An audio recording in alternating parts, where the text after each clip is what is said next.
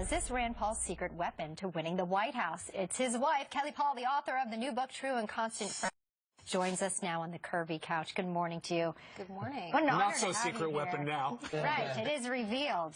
Really, I mean, truly, and your husband has come under some critique recently, and I'm sure you expected the pressure to increase as we move into 2016, but he most recently was accused of being sexist, harsh against women in an interview with another program, and I can't imagine your reaction was kind. No, that's hard, and that's one of the hard things about politics, because that is not who Rand is at all. You know, Rand's entire professional career is working with female surgeons. His longtime partner in his ophthalmology practice is a very accomplished, high-achieving female surgeon. They worked together for over 10 years, and now she's a huge political supporter. He goes back to Kentucky and does all his pro bono work with another very prominent female surgeon. So professionally, personally, he's the kind of person who wants to work with someone and value their talents and their abilities for who they are. So to have that label put on him, that really upset me, I will say. You know how it works. The mainstream media is just trying to disqualify him. They see that thing, they put it all together, they say, oh, he's a sexist, he can't be president. Yeah. I mean, that's just not who Rand is. Did you think you were marrying a doctor? What happened? How'd you end up in politics? What's going on here? Did you promise one thing and do another? You know, Ron always told Rand, you need to practice medicine for at least 10 years because it takes so much, you know, to be going into your training, your residency, your internship, medical school. And, you know, when we moved to Kentucky, Rand always said, you know, I think I'll just concentrate on medicine. I don't know. He's always loved politics. What happened?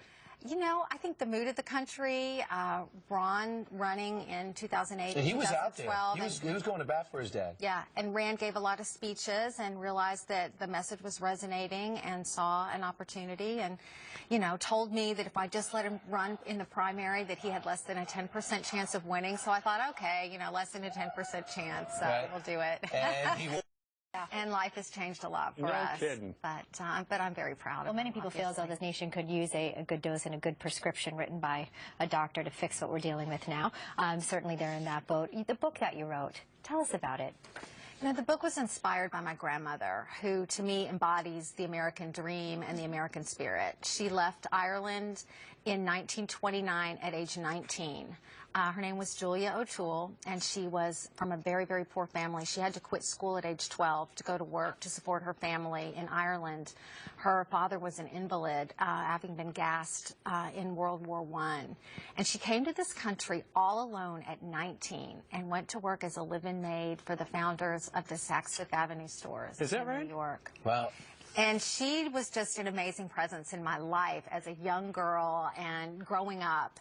She was just flamboyant and great storyteller and lived her life with such optimism that it wasn't until I was you know, early teen that I realized just how hard and humble her life had been. Sure. But her spirit just captivated everyone who ever met her. And in the book, you talk about her, and you also talk about 6 college girlfriends. I do. Who were so impactful in your life to this day.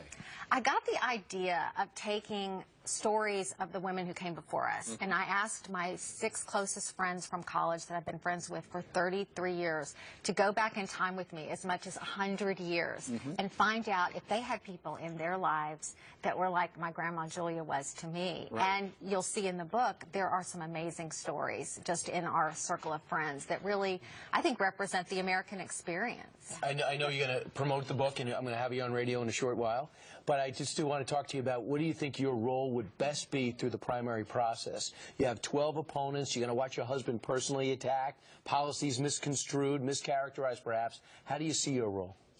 You know, I see my role as any spouse. Stay positive.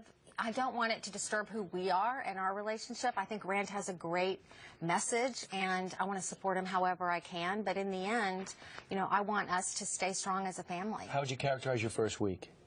It's been exciting. It's been great. The announcement day was amazing. We had tons of family and friends there in Louisville. All of our sons were there. You know, both of our parents were there. So it was extraordinary. And Rand has had great crowds wherever he's been. So. Can you stick around a couple more minutes? Sure. The conversation is going to continue with Kelley Paul. Her new book is called True and Constant Friends. As we roll on live from Fox and Friends in New York City. Right back.